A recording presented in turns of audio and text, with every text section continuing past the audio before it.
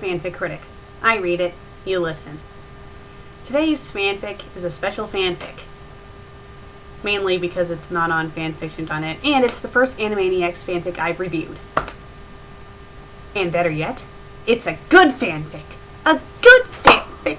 Oh, I'm so happy it's a good fanfic. Okay, today's story is called The Cute One by M.Warners14. This is a fellow YouTuber.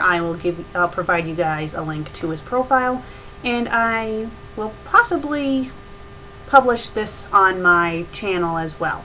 I'll probably put it down as a comment or something. But, I'll let you guys be able to read it for yourself, too. So, it's by M.Warners14. There's no rating, unfortunately, because, it's in a message. So, I'm just gonna guesstimate that's like rated T or something. I mean, it's Animaniacs, so it can't be, like, that high of a rating. Although the Animaniacs did have some questionable things happen in their show.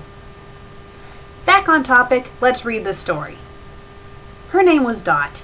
She was a girl whom from the 1930s, always thinking she was cute. Or was she? She lived a happy life with the Warner brothers as being the Warner sister, and oh how she thought she was the cutest of them all. But she was proven wrong. The models of the world were all so thin. You'd think they'd be more glamorous than her. Well, jealousy proved her wrong. She wasn't the cute one. So she did just that. She ended up not eating anything but a blade of celery and a leaf of lettuce. But oh, how she wanted to be even more cuter. So she went to the nearest gym, and within a 30-second how-to video, she was so strong, she made Hulk Hogan look like olive oil.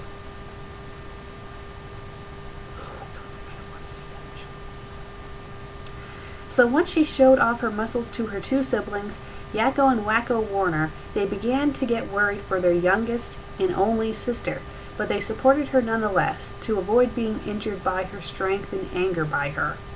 She would lift cars, dogs, cats, and even the Empire State Building. But as time went on, she had grown more and more ill due to the fact she wasn't getting enough health in her body to keep active, so she eventually had completely collapsed and was sent to a hospital. She had woken up a week after the coma with her two brothers at her side. Wacko was crying in both relief and in fear of almost losing her sister, don't you mean his sister, and Yakko had given her don't you mean his sister, a big hug. Yakko and Wacko are male, so stop referring to them as her. Please and thank you.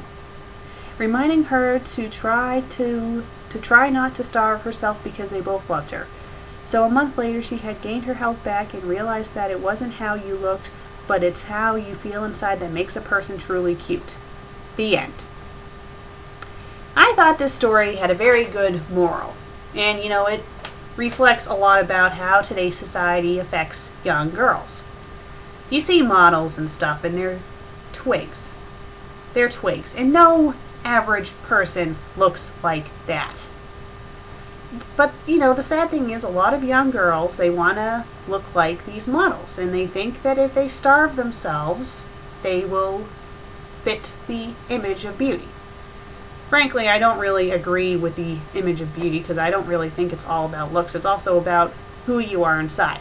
So, I thought this story had a very good moral lesson to it. And I hope that people learn from this story. It's not about how you look on the outside or what the media says you should look like. It's about what's on the inside that counts. Be your own person. Don't be a clone of society.